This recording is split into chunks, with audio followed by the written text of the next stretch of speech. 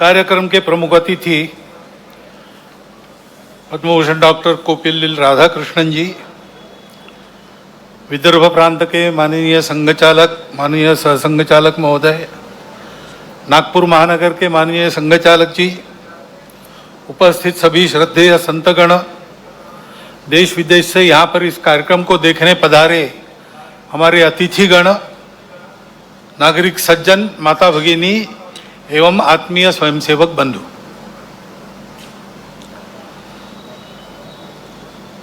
इस विजयादशमी को यानी आज के दिन अपने कार्य के 100वें वर्ष में संघ पदार्पण कर रहा है। इसीलिए शायद आज के उत्सव को देखने के लिए समय से पहले ही पर्जन्य राज भी उपस्थित हो गए और इसलिए स्वयंसेवकों को थोड़ी देर खड़ा रहना पड़ा। विशेष महत्व का वर्ष इसलिए भी है, पिछले वर्ष इसी पर्व पर हमने महारानी दुर्गावती जी का स्मरण किया था, उनके गुणों के लिए। ऐसा ही दूसरा एक सच्चरित्र पुण्यश्लोक अहिल्याबाई होळकर, उनकी ये 300वीं जन्म जयंती चल रही है। एक उत्कृष्ट राज्यकर्ता जिसकी शील संपन्नता का आदर्श सबके सामने हो, ऐसे एक महिला अत्यंत विपरीत परिस्थिति में राज्य चलाती है, रणनीति के कौशल का परिचय देती है,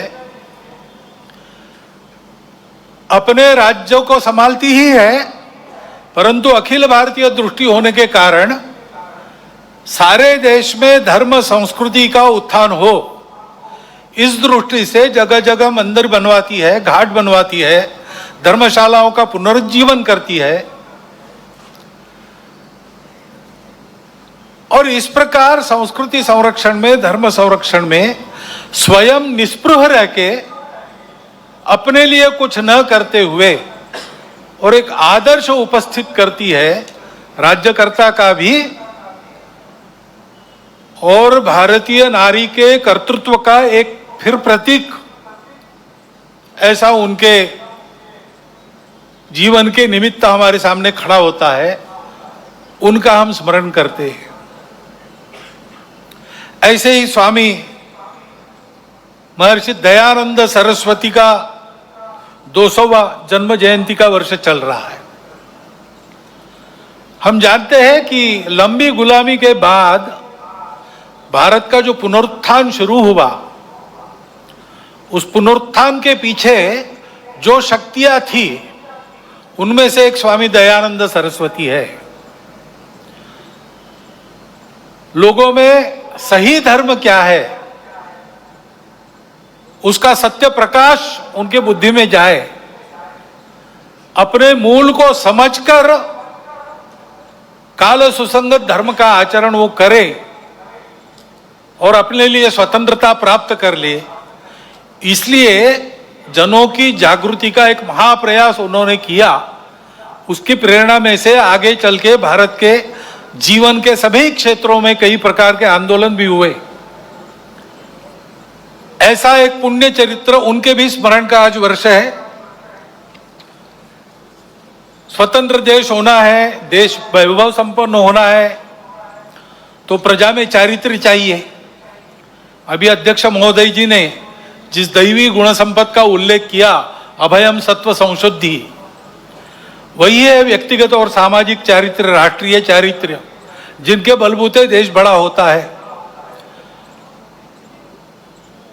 पाबना में, आज के बांग्लादेश में, उस समय के पूर्व बंगाल में जन्मे श्री श्री अनुकूल चंद्र ठाकुर होम्योपैथी के डॉक्टर थे, आध्यात्मिक साधक थे। उनके माता से ही उनको दीक्षा मिली थी, तो उनके व्यक्तित्व से आकर्षित होकर लोग उनको आकर मिलते थे, अपनी व्यक्तिगत कठिनाइयां बताते थे, उनके हाल पर उनसे चर्चा होती थी।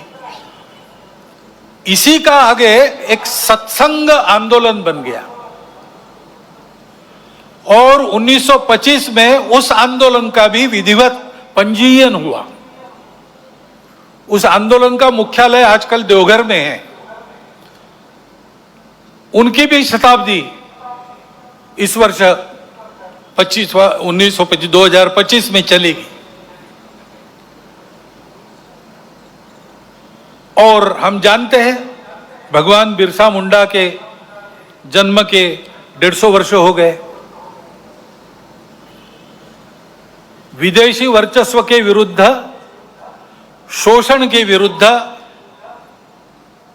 वनवासी समाज में, आदिवासी समाज में बहुत जागृति जिन्होंने की, केवल भाषण देकर नहीं, अपने जीवन को यज्ञ में अर्पण कर दिया और ऐसा उपदेश दिया और ऐसा आचरण हमारे सामने रखा कि हमारे जनजातीय बंधुओं के अस्मिता को, अस्तित्व को स्वतंत्र भारत में सशक्त होकर अपने योगदान करने को एक पुष्ट वैचारिक और व्यावहारिक आधार उसके कारण प्राप्त हुआ। उनका भी 150वां जन्म जयंती का वर्ष चल रहा है। स्मरण करने का कारण ऐसा है कि ये लोग हमारे सामने मूर्तिमंत उदाहरण है जैसा हमको होना चाहिए। व्यक्तिगत और राष्ट्रीय चारित्र्य इन्होंने जो किया उसका हमको लाभ हो रहा है, ये बात अलग है। परंतु वो लोग कैसे थे, अलग अलग समय में, अलग अलग कार्य क्षेत्रों में उन्होंने काम किया, परंतु सबकी समान बातें कुछ थी। इन सब लोगों ने प्रामाणिकता से, निस्वार्थ बुद्धि से देश हित में, समाज हित में, संस्कृति और धर्म के हित में ही काम किया, अपने लिए कुछ नहीं रखा। निस्पृहता उनका गुण था और निर्भय थे, परिस्थिति की परवाह नहीं की, क्या भुगतना पड़ेगा इसकी कभी चिंता नहीं की। संघर्ष का कर्तव्य उपस्थित हुआ तो पूरे जोर से संघर्ष किया। उसमें आवश्यक जो कठोरता आवश्यक है उस कठोरता का भी वर्ण किया, लेकिन ऐसा होने के बाद भी वो किसी के द्वेष्टा नहीं बने। उन्होंने अपने मन में किसी के प्रति कोई शत्रुता नहीं रखी, सबके प्रति निर्वैर भाव से अपना कर्तव्य वो करते थे। और इसलिए उज्जवल शील संपन्न उनका यह जीवन सज्जनों के लिए आधार बना, दुर्जनों को उनके कर्तृत्व की धाक बनी। इस प्रकार के समाज में शक्ति जब खड़ी हो जाती है तब फिर समाज का उत्थान होता है, देश का उत्थान होता है, बाकी सब सहायक बनता है। ऐसे व्यक्तिगत और राष्ट्रीय चरित्र की आवश्यकता आज की परिस्थिति हमको बार बार बता रही है, ये आवश्यक है और उसके आदर्श ये जीवन है। क्योंकि परिस्थिति हमेशा, चुनौतियां तो रहती ही है, अच्छा भी रहता है, दुनिया की हो, देश की परिस्थिति हो। अभी वैज्ञानिक प्रगति का वर्णन करते समय आपने बताया भविष्य के लिए तैयार होना है और भविष्य इस तकनीकी के कारण कई प्रकार की नई सुविधाएं लेके आएगा। आज तक विज्ञान कई प्रकार की सुविधाएं लेकर आया है। तो मनुष्य जीवन भौतिक दृष्टि से पहले से सुखी है,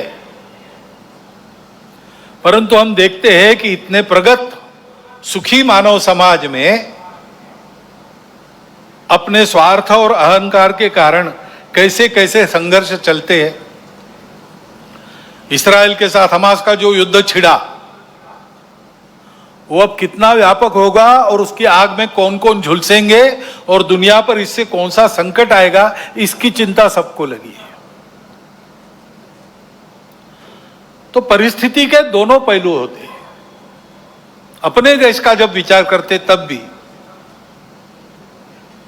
अपना देश आगे बढ़ रहा है, टेक्नोलॉजी के क्षेत्र में, शिक्षा के क्षेत्र में अतिथि महोदय ने वर्णन कर दिया है। बहुत नपे तुले शब्दों में पूरा चित्र आपके सामने आया है। ऐसे सब क्षेत्रों में भारत आगे बढ़ रहा है। समाज की समझदारी भी धीरे धीरे बन रही है। उसके परिणाम स्वरूप हम ऐसा देखते हैं कि जम्मू कश्मीर के चुनाव भी शांतिपूर्ण ढंग से संपन्न हो गए। इसका ही परिणाम हम देखते हैं सारे दुनिया में। भारत की साख बढ़ी है, प्रतिष्ठा बढ़ी है। वसुधैव कुटुंबकम का हमारा विचार सबको स्वीकार्य है। हमारा योग सारी दुनिया में एक फैशन बनते जा रहा है, लेकिन केवल फैशन नहीं बन रहा है, उसका जो शास्त्र है, उसकी जो परिणाम है, उसको भी दुनिया स्वीकार कर रही है। पर्यावरण के बारे में हमारी अपनी जो दृष्टि है वो आज सारी दुनिया में स्वीकार्य है। भारत की प्रतिष्ठा बढ़ी है, भारत का सामरिक बल बना है। कई मामलों में देश आगे जा रहा है और आगे ले जाने का प्रयास शासन के द्वारा, प्रशासन के द्वारा, देश के युवकों के द्वारा, वैज्ञानिकों के द्वारा, किसानों के द्वारा, जवानों के द्वारा, सबके द्वारा हो रहा है। विशेषकर युवा पीढ़ी में हम देखते हैं कि स्व के गौरव की भावना बढ़ रही है। अपने देश के भविष्य के लिए बहुत अच्छे लक्षण हैं और ये चलते रहेंगे। ऐसा नहीं है कि ये किसी तात्कालिक समय के वैशिष्ट्य के नाते खड़े हैं। ये करवट बदली है भारत के समाज में और समाज आगे बढ़ेगा, देश को आगे ले जाएगा, इसका पूर्ण विश्वास है। परंतु जीवन का मार्ग कभी निष्कंटक नहीं होता और इसलिए कुछ चुनौतियां भी सामने है। विजयादशमी के भाषण में इन दोनों बातों की चर्चा होती है, परंतु चूंकि देश की आगे कुछ चलती रहेगी ये विश्वास है, उस तरफ देश ने रुख कर लिया है और देश आगे ही बढ़ेगा। उसकी चर्चा इस भाषण में आज मैं कम करने वाला हूं। एक चुनौती ऐसी ध्यान में आती है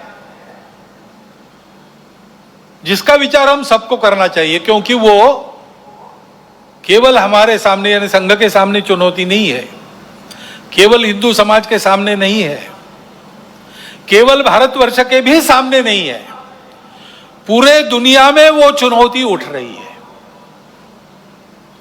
उसको हमको समझना होगा, क्योंकि बहुत मायावी रूप धारण करके वह चुनौती आगे चलती है। इसलिए उसकी चर्चा करना मुझे आवश्यक लगता है।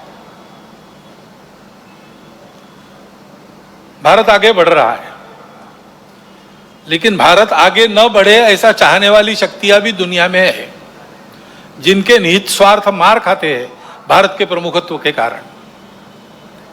वो अपेक्षा तो यही है कि उनका विरोध होगा, तरह तरह की चालें वो चलेंगे, भारत को दबाने का, एक विशिष्ट मर्यादा के अंदर ही बढ़ने देने का प्रयास करेंगे।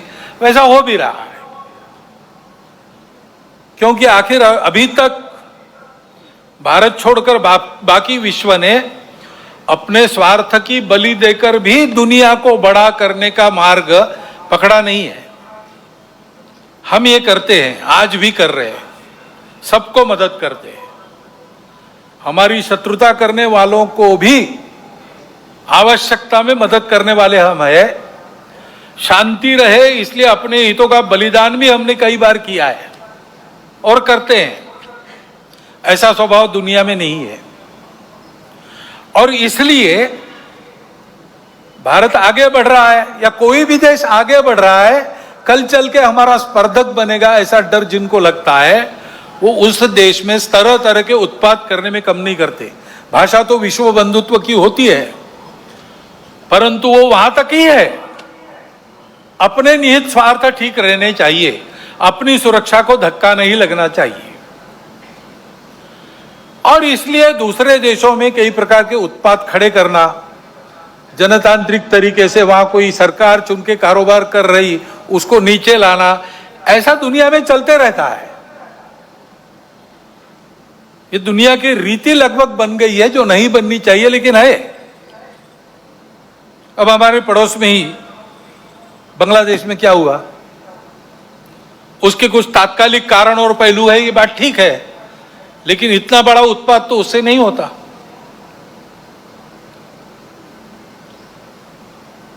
वो कारण, उनकी चर्चा जिनका विषय है वो करें, परंतु दो बातें ध्यान में आती है। पहली बात है कि उस उत्पात के कारण वहां के हिंदू समाज पर जो अत्याचार बार बार होते हैं, उस परंपरा को फिर से दोहराया गया।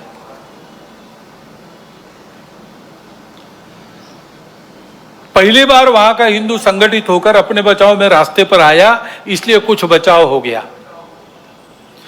परंतु कहीं कोई गड़बड़ हो, दुर्बलों पर अपना गुस्सा निकालने की ये जो कट्टरपन की प्रवृत्ति है, वो प्रवृत्ति जब तक वहां विद्यमान है, तब तक वहां के हिंदू क्या, वहां के सभी अल्पसंख्यक, उनके सर पे खतरे की तलवार लटकी रहेंगी। उनको आवश्यकता है मदद की। विश्व भर के हिंदुओं की, भारत के सरकार की सहायता उनको मिले, ये उनकी आवश्यकता है। परंतु इससे ये ध्यान में आता है, और ये ध्यान में आना चाहिए, हिंदू समाज के भी ध्यान में आना चाहिए कि दुर्बल रहना अपराध है। हम अगर दुर्बल है, असंगठित है, तो उसका मतलब हम अत्याचार को निमंत्रण दे रहे हैं। निमित्त कुछ नहीं चाहिए, हम दुर्बल है, यह निमित्त पर्याप्त है। और इसलिए जहां कहीं भी हम हैं, वहां संगठित रहना, सशक्त रहना, किसी से शत्रुता नहीं करना, हिंसक नहीं बनना, योगदान देने वाले बनना, परंतु इसका अर्थ दुर्बल रहना नहीं, अशक्त रहना नहीं। इसको हमको करना ही पड़ेगा। लेकिन दूसरी बात है हमारे सबके ध्यान देने की। अब वहां चर्चाएं ऐसी चलती है बांग्लादेश में कि भारत से हमको खतरा है, और भारत से खतरा है इसलिए पाकिस्तान को साथ लेना चाहिए, वही हमारा प्रामाणिक मित्र है। और दोनों मिलके, क्योंकि उनके पास न्यूक्लियर वेपन्स है, हम भारत को रोक सकते हैं। जिस बांग्लादेश के निर्माण में भारत की पूरी सहायता हुई, जिस बांग्लादेश के साथ भारत ने अब तक कोई वैरभाव रखा नहीं, आगे भी नहीं रखेंगे, उस बांग्लादेश में ये चर्चाएं हो रही है। ये चर्चाएं कौन करा रहा है? ऐसे वर्णन, नैरेशंस वहां पर चले, ये किन किन देशों की हित की बात है? ये तो देखने वाले, सोचने वाले समझते हैं, नाम लेने की आवश्यकता नहीं। हमारे देश में भी ऐसा हो, ये इच्छा है, क्योंकि भारत बड़ा बनेगा तो सब स्वार्थ के दुकान तो बंद हो जाएंगी, और इसलिए भारत का ये सामर्थ्य न बने। ऐसे उद्योग चल रहे हैं। Deep state, wokeism, cultural Marxism, ऐसे शब्द चर्चा में बहुत है। पिछले साल भी मैंने उल्लेख किया था। कुछ लोगों ने कहा था कि अपने यहां तो है ही नहीं। ऐसा नहीं है, अपने यहां है, बहुत पहले से है। क्योंकि केवल भारत नहीं, सभी सांस्कृतिक परंपरा के विरुद्ध यह विचार जाता है। परंपरा से दुनिया में कहीं भी कोई भी समाज जीवन में जो मंगल है, भद्र है, ऐसा मानता है, उसको ध्वस्त करना ये इनके कार्य प्रणाली का अंग है। और ये करने के लिए पहला सूत्र उनका होता है, इन्वेड द इंस्टीट्यूशंस, संस्थाओं को कब्जे में लो। शिक्षा संस्थान है, विद्यापीठ है, शिक्षा व्यवस्था है, माध्यम है, बौद्धिक जगत है, इन सब पर अपनी पकड़ कायम करके उनके द्वारा समाज में विचारों की विकृति का प्रसार करना, विचारों को बिगड़ना, अपनी परंपरा के प्रति, अपने स्वत्व के प्रति अश्रद्धा से उत्पन्न करना। हम ही अपने लोगों को गाली दे, हम ही अपने बातों को तुच्छ माने, उनकी लज्जा करें, इस प्रकार का वातावरण पैदा करना। इतना बड़ा समाज है, उसकी कई विविधताएं हैं, उन विविधताओं को अलगाव में परिवर्तित करना नहीं है। वहां कोई जबरदस्ती विविधता आरोपित करके हम विविध है इसलिए हम अलग है, हम विविध है इसलिए हम एक नहीं है, हमारे स्वार्थ अलग है, ऐसा नैरेशन देना। इतना बड़ा समाज है, छोटी मोटी समस्याएं सबकी रहती है, बड़ी समस्याएं भी रहती है। समाज की स्थिति में सब कुछ ठीक ही रहता है ऐसा नहीं, सुधारने का भी बहुत कुछ होता है, तो कई अन्याय चलते रहने वाले रहते हैं। इन सबको लेकर एक असंतोष उत्पन्न करना, संघर्ष उत्पन्न करना, टकराव की स्थिति उत्पन्न करना, लोगों को उग्र बनाना, व्यवस्था, कानून, सत्ता, प्रशासन, इन सब के प्रति अश्रद्धा, अनादर का व्यवहार सिखाना, इससे उस देश पर बाहर से वर्चस्व चलाना आसान होता है। पहले जैसा आपस में युद्ध करना अब आसान नहीं है। अब युद्ध इस प्रकार से होता है, इसको मंत्र विप्लव कहते हैं अपने परंपरा में। ऐसा मंत्र विप्लव चल रहा है और ऐसी भ्रम की स्थिति में उनको देश के अंदर भी कभी बार साथी मिल जाते हैं, जाने अनजाने। प्रजातांत्रिक देश है अपना, अनेक दल रहेंगे, उनकी स्पर्धा चलेगी, ये प्रजातंत्र की पद्धति है। लेकिन समाज में ये अलगाव, टकराव देश की एकता, एकात्मता, देश के वैभव संपन्न होने के प्रयास से बड़े बन गए, अथवा दलों के स्वार्थ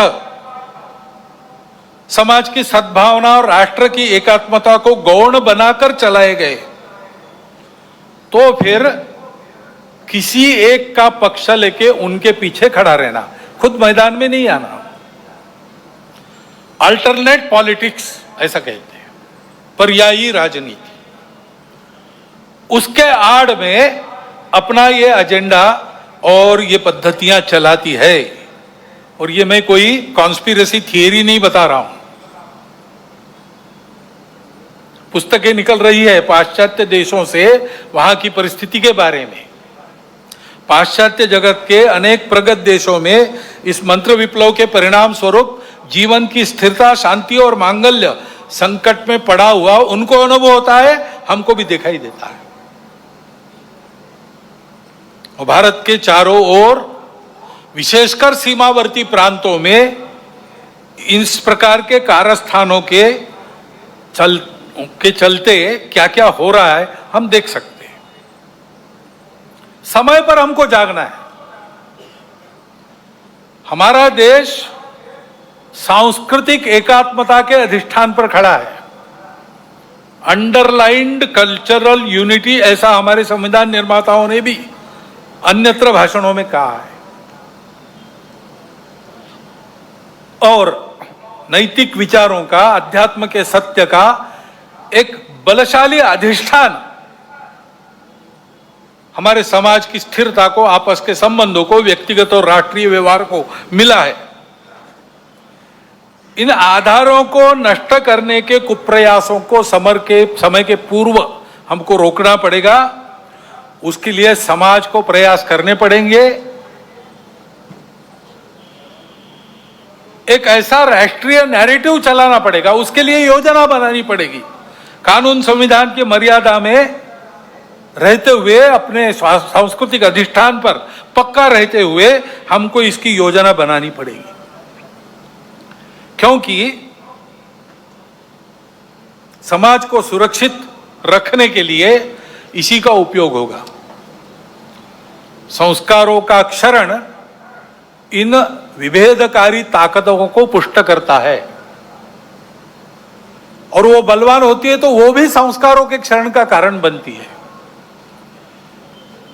और हम देख रहे हैं कि भारतवर्ष में इस प्रकार का मनोवचन कर्मों पर कुप्रभाव निर्माण हो रहा है,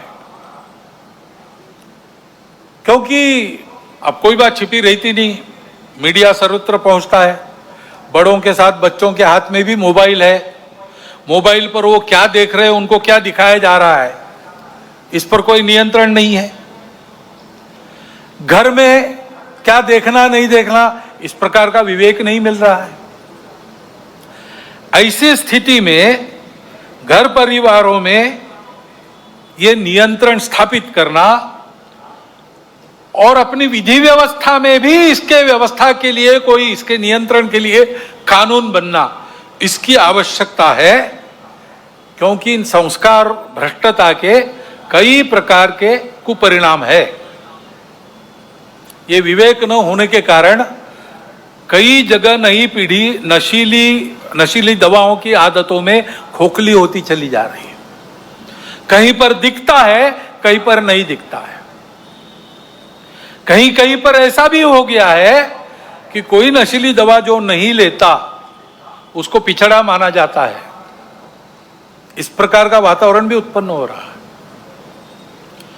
और हम देखते हैं कि हमारे देश की परंपरा क्या है, हमारा देश कैसा है। एक द्रौपदी के वस्त्र को हाथ लगा, महाभारत हो गया। एक सीता का हरण हो गया, रामायण हो गया। यहां पर कैसी घटनाएं घट रही है। अब कलकत्ता में जो हुआ आरजीकर अस्पताल में, लज्जाजनक घटना है, हम सबको कलंकित करने वाली घटना है। और ये एक नहीं है,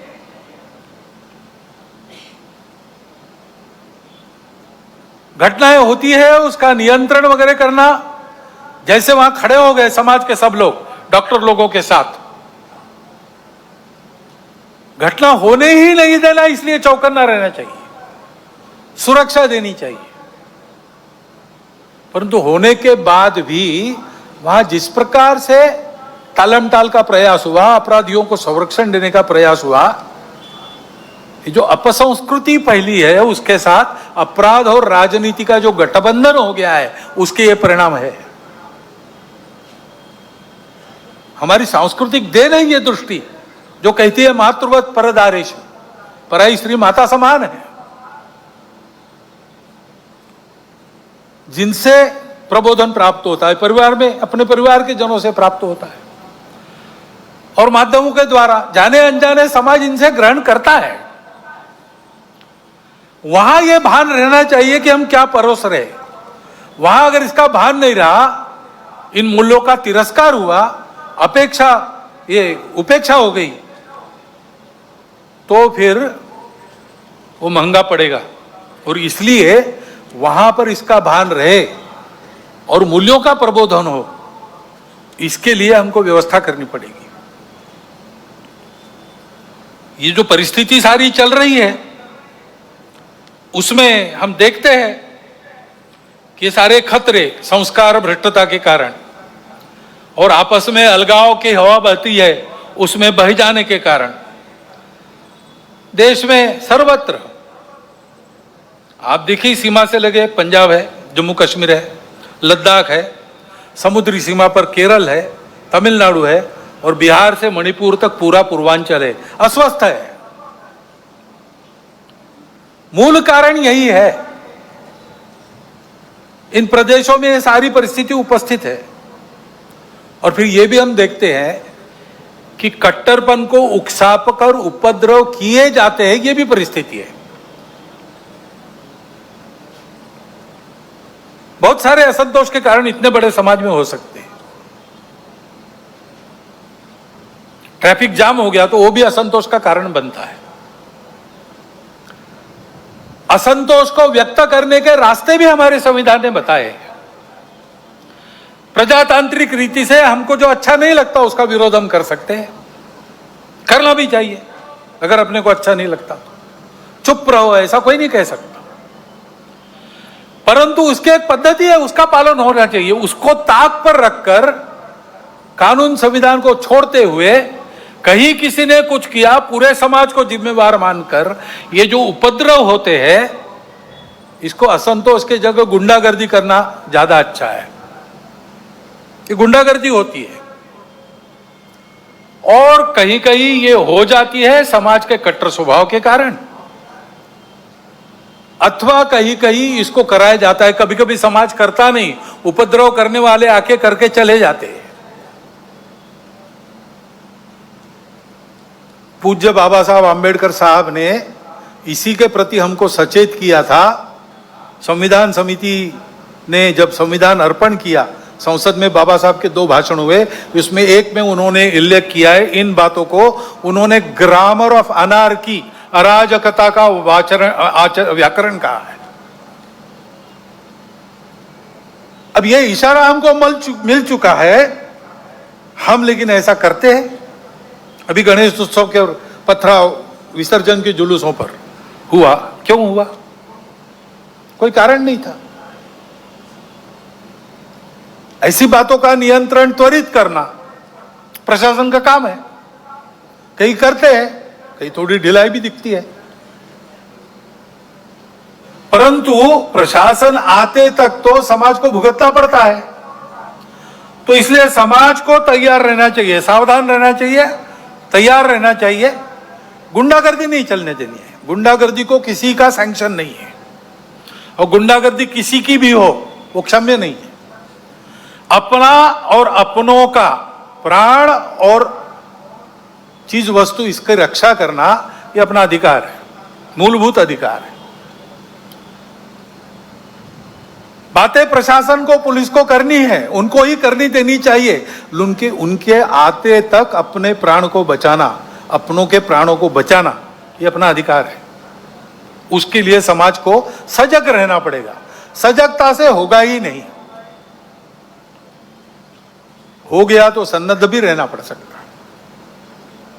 भाई वर्णन सारा किसी को लड़ाने के लिए नहीं कर रहा हूं, डराने के लिए भी नहीं कर रहा हूं।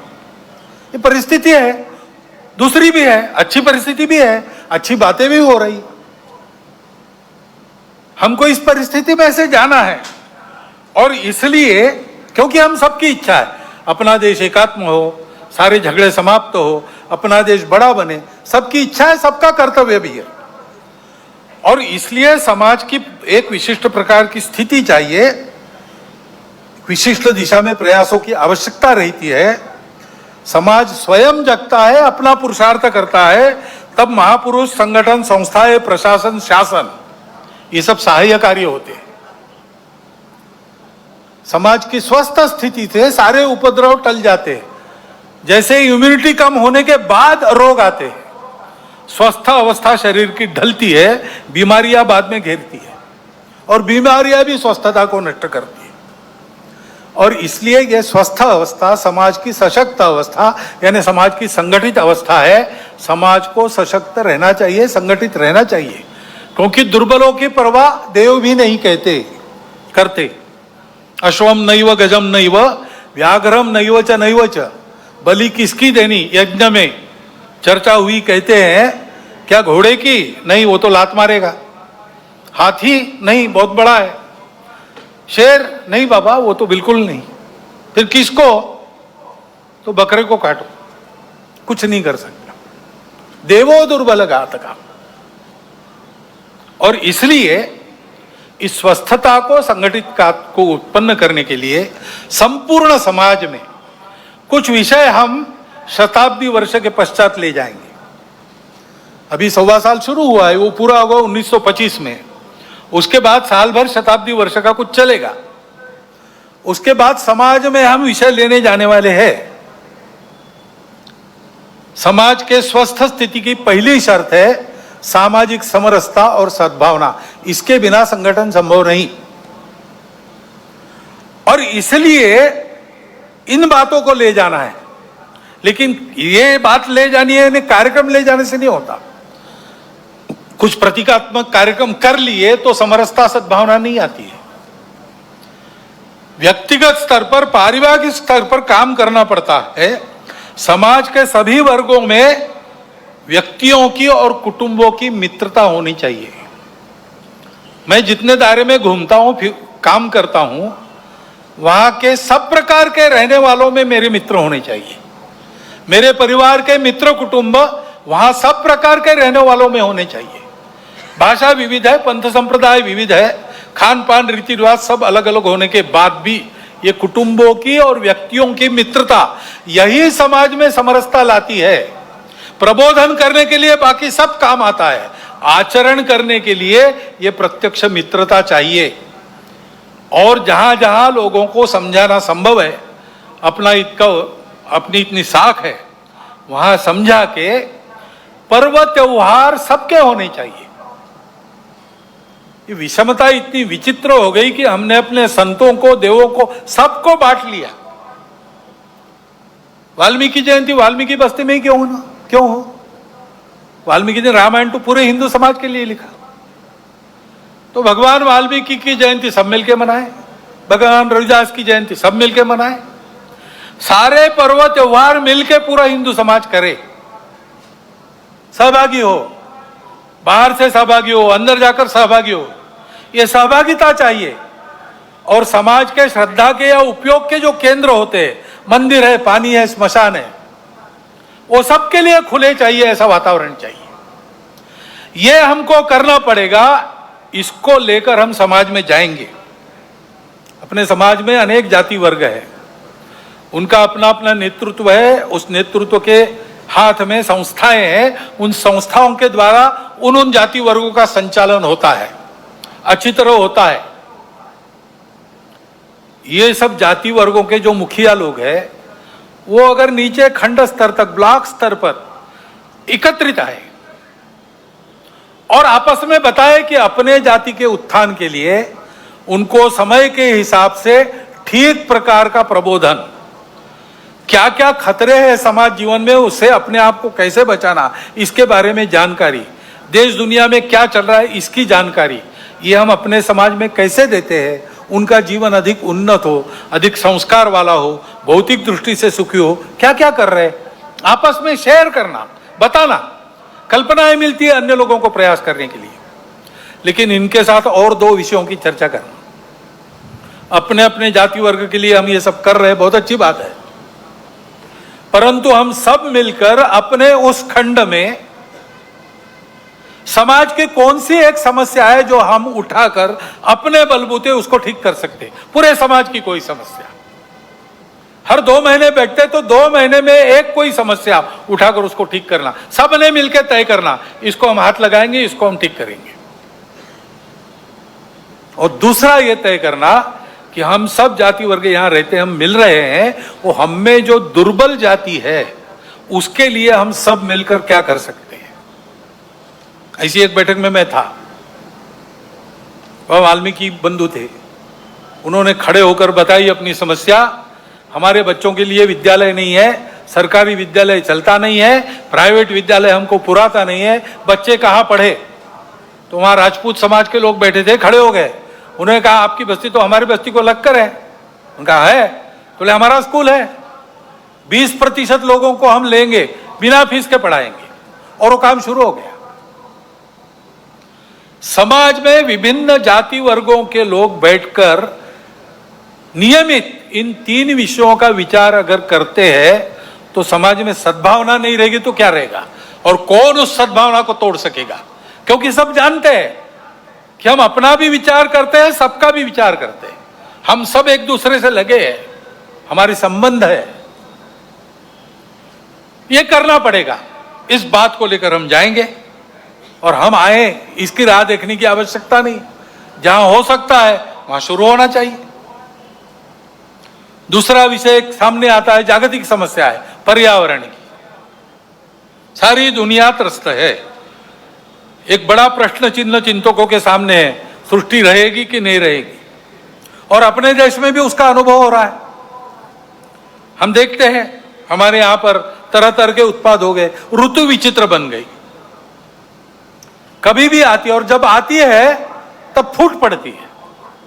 वर्षा नहीं होगी तो मुंह तक में छाले पड़ जाएंगी, इतनी गर्मी, और होगी तब छालों सहित सबको बहा ले जाएंगी। ये विचित्र तीव्रता ऋतुओं की उत्पत्ति हो गई है। ये सब होता है, इसका कारण क्या है? इसका कारण पर्यावरण के बारे में एक अधूरी दृष्टि पर चलना है। अब सारी दुनिया इसको अनुभव कर रही है और इसलिए उस दृष्टि को बदलने का प्रयास भी सर्वत्र हो रहा है। अपने देश में भी उसकी बात तो हम करते हैं,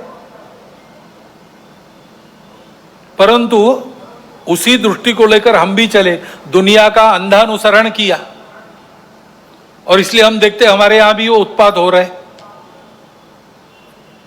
हमारी जमीन विकृत हो गई, हमारा पानी अशुद्ध हो गया, हमारी वनस्पतियों में केमिकल्स आ गए, उसके कारण बीमारियां बढ़ रही है, ऋतु ऐसे बन गए हैं,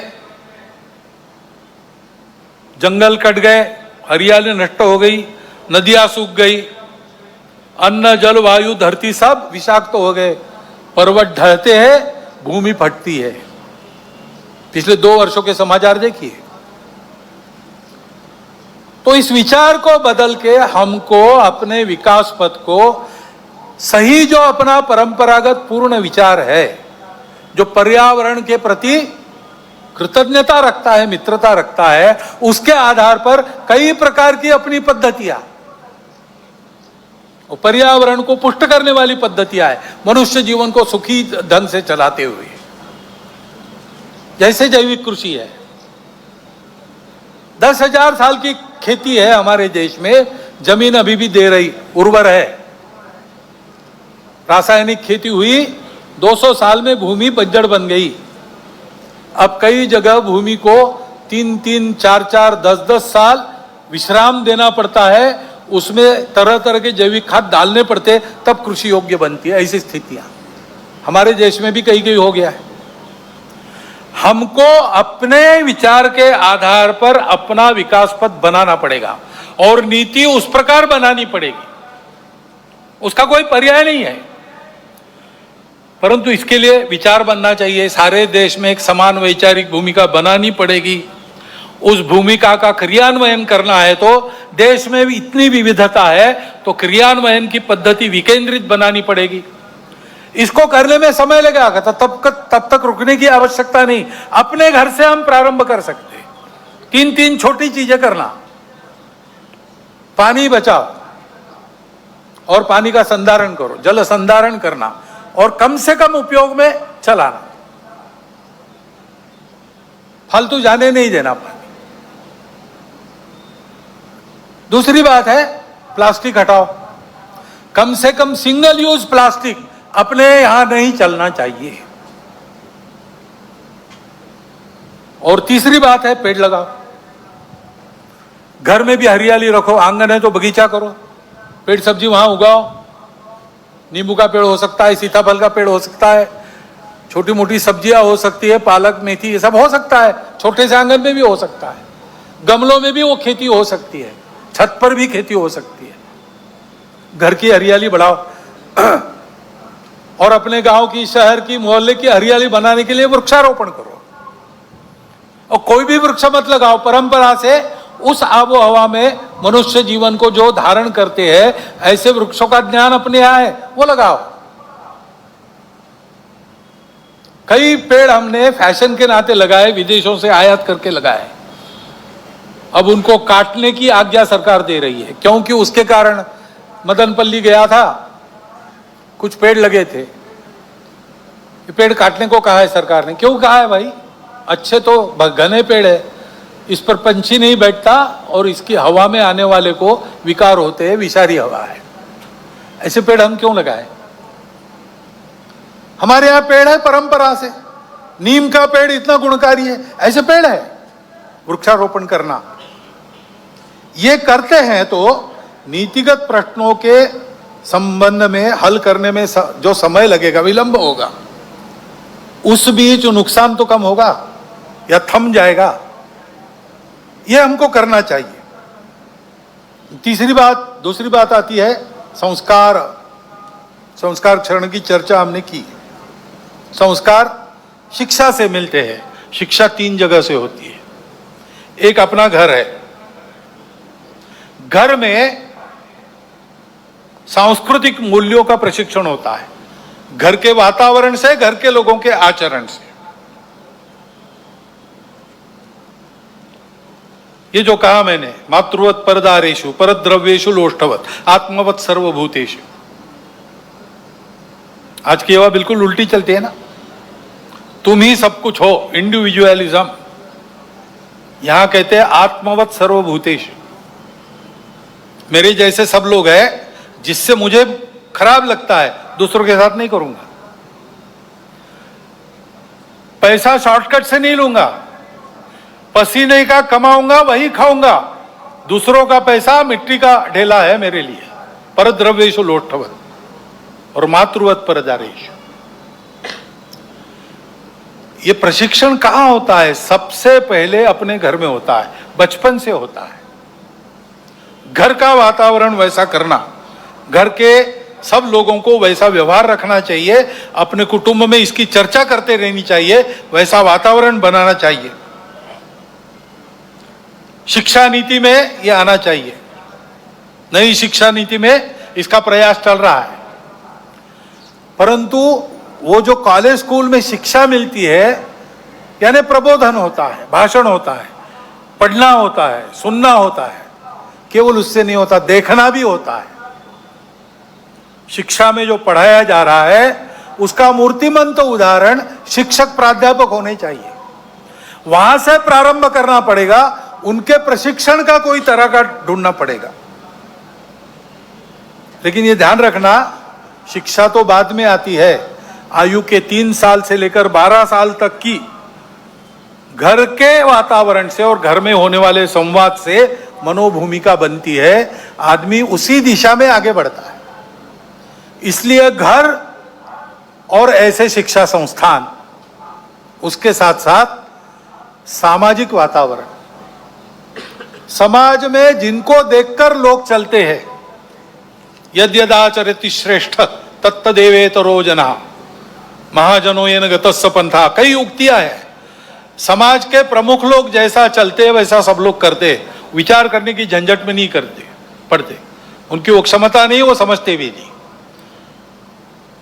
तो जिनको बड़ा माना जाता है, जो लोकप्रिय है, जो प्रभावी है, वो जैसा कहेंगे करेंगे, वैसा कहते करते हैं लोग। उनको ये चिंता करनी चाहिए।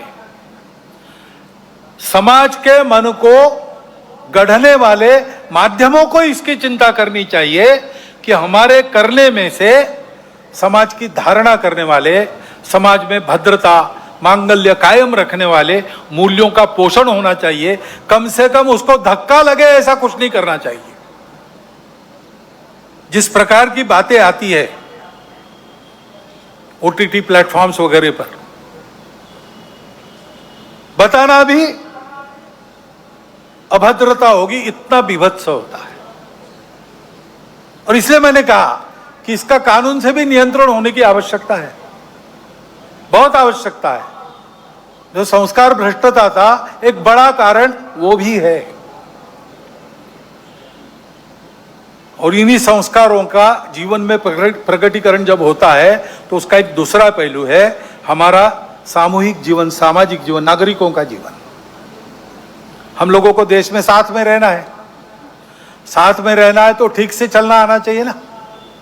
अभी आपने देखा यहां कीचड़ फैला था, उसमें चलना संभव नहीं था, चलते फिसल जाते, ठेला ठेली होती।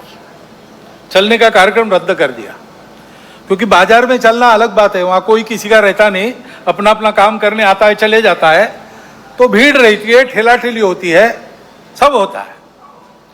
लेकिन ठीक से चलना है तो मिलके चलने का शास्त्र रहता है, मिलके चलने के नियम होते हैं। देशकाल परिस्थिति अनुसार परिवर्तन भी होता है। आज 2 पथ संचलन होने वाले थे, एक करना पड़ा। एक उसमें 6 कतारों में चलने वाला था, सबको 4 में चलना पड़ा, क्योंकि वर्षा के कारण एक परिस्थिति आई। ऐसे परिवर्तन होते रहते हैं। लेकिन अपने समय में जो भी नियम है साथ चलने के, उसका पालन करना चाहिए। नागरिक अनुशासन होता है, कई प्रकार के कर बिल भरने पड़ते हैं, समय पर भरना चाहिए।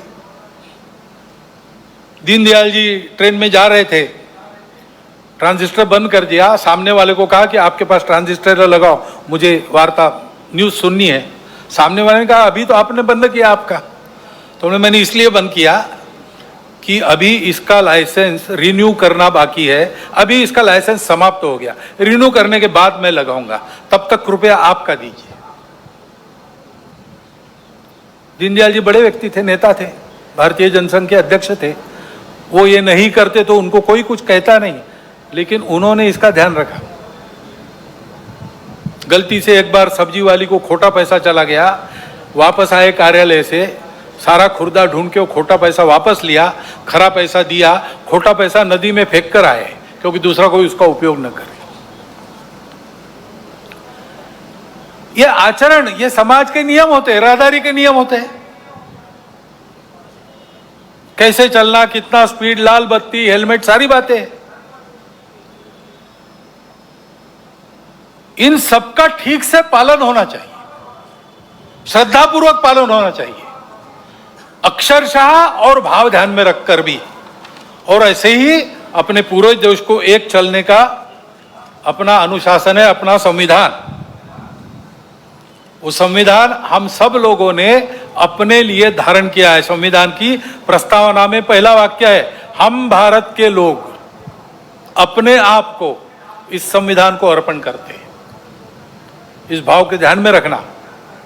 वो संविधान अपने देश के चलने का अनुशासन है, उस अनुशासन का भी पालन होना चाहिए।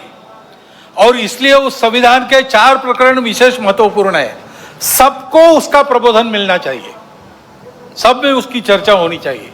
एक तो संविधान की प्रस्तावना है, दूसरा संविधान में मार्गदर्शक तत्व है, संविधान में मूलभूत कर्तव्य है, और संविधान में मूलभूत अधिकार है। सामान्य लोगों को भी इसकी जानकारी मिलनी चाहिए, उसके प्रबोधन की व्यवस्था होनी चाहिए। घर में से, स्वभाव में से हमको मिलजुल कर चलने की कला मिलती है, वो मिलनी चाहिए। वो पारस्परिक व्यवहार का अनुशासन, परस्पर व्यवहार में मांगल्य, सद्भावना, भद्रता, और सामाजिक व्यवहार में देशभक्ति और समाज के प्रति आत्मीयता के साथ कानून संविधान का निर्दोष पालन, ये सब मिला के व्यक्तिगत और राष्ट्रीय चारित्र्य बनता है। देश की सुरक्षा, एकात्मता, अखंडता व विकास के लिए यही 2 पहलुओं महत्वपूर्ण है। इनका त्रुटि विहीन और संपूर्ण होना आवश्यक है। इसलिए सजगता और सातत्य के साथ इसकी आदत लगानी चाहिए। आदत की बात है, समझते सब है, करने की आदत जो पड़ी है उसको बदलने की बात है। इसलिए हमेशा सतर्क रखते, एक एक कदम पर इसमें, इस चौखट में मैं ठीक चल रहा हूं कि नहीं, ये देखना चाहिए। और ये आचरण सतत ऐसे होता है, उसकी प्रेरणा है स्व की प्रेरणा। स्वदेशी हम कहते हैं। ये स्व क्या है? अध्यक्ष जी ने उल्लेख किया, हम कौन है, कहां से आए, कहां जाना है। इसके आधार पर हमारे पूर्वजों ने एक सत्य को प्राप्त किया। उस सत्य के आधार पर हमारे कुछ मूल्य बने, जिनको धर्म कहते हैं। सत्य, करुणा, शुचिता, तपस, इस चौखट में जो बैठता है वो धर्म है। धर्म भारत का स्व है, रिलीजन नहीं। रिलीजन अनेक है।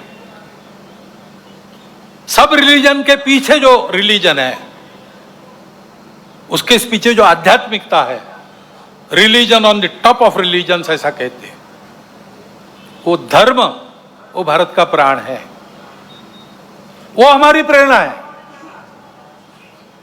उसके कारण हमारा इतिहास बना है, उसके लिए हमारे बलिदान हुए।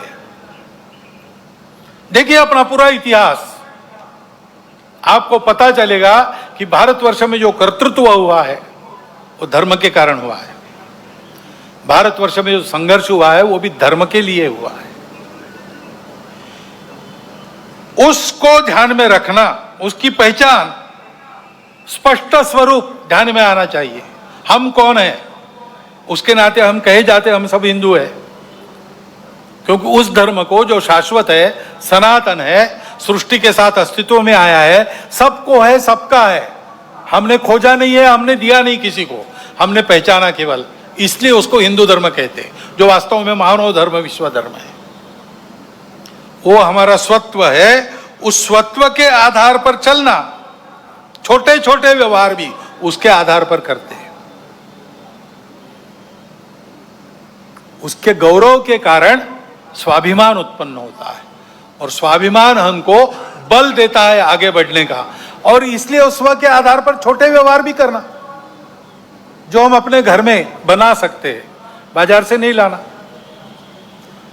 बाजार से लाना है तो इसलिए लाना कि किसी का रोजगार उस पर चलता है, जो अपने देश में बन सकता है, बाहर से नहीं लाना। देश में नहीं बनता, उसके बिना काम चल सकता है, चलाना। बाहर से लाना ही है, जीवन आवश्यक है, देश में नहीं बनता तो ठीक है, फिर लाइए। देश का जो व्यापार चले, अंतर्राष्ट्रीय व्यापार में तो माल देना भी पड़ता है, माल लेना भी पड़ता है, वहां तो चलेगा, लेकिन वहां अपनी आवश्यकता के अनुसार अपनी शर्तों पर हम खरीदेंगे। सौदा पटेगा तब लेंगे, दबाव में नहीं करेंगे।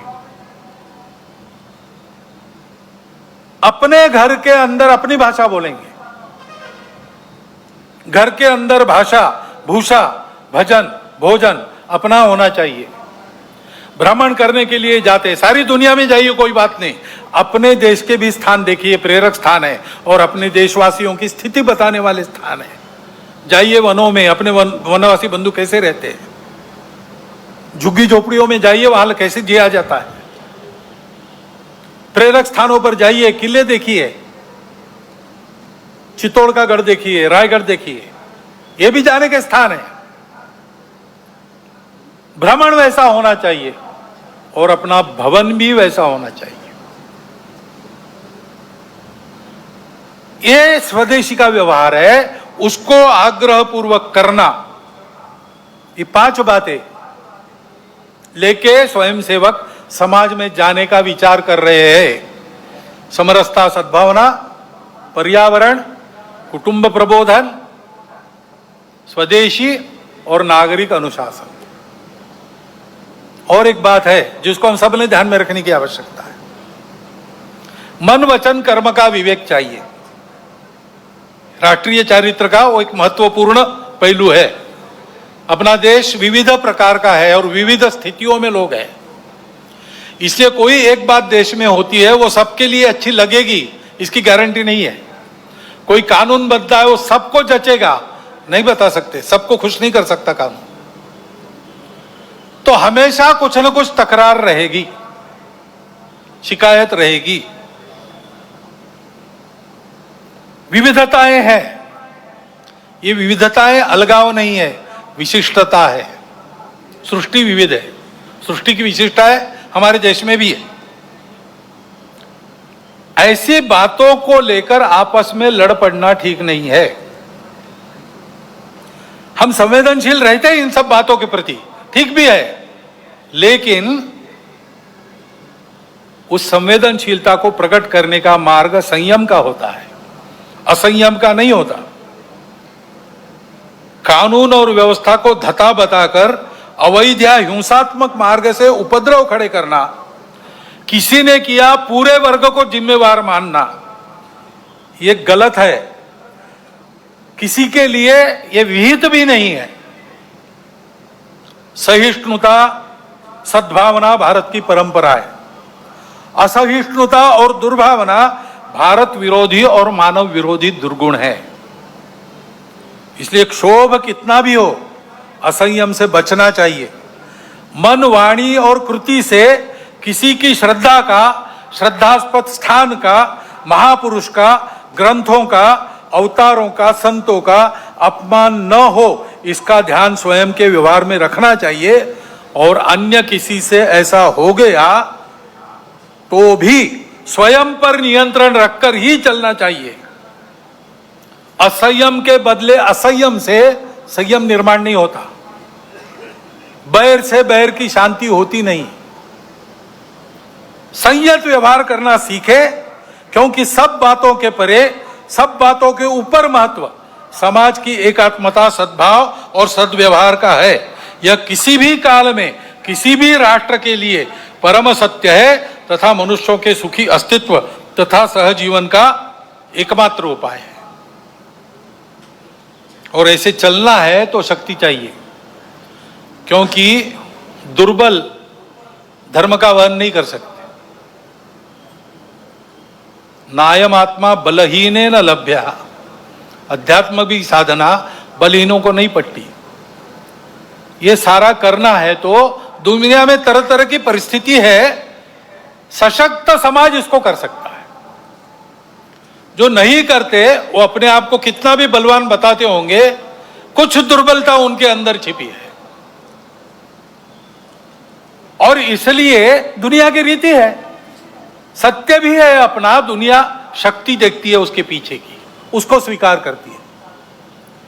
बलहीनों को नहीं पूछता, बलवानों को विश्व पूजता। जब भारतवर्ष गिनने लायक बल नहीं रखता था तो हमारे कितने अपमान होते थे, हमारे लोगों को कैसे निकाला जाता था। अब भारतवर्ष की शक्ति बढ़ गई है तो मान भी बढ़ गया है, भारतवर्ष के नागरिकों की प्रतिष्ठा भी बढ़ गई है।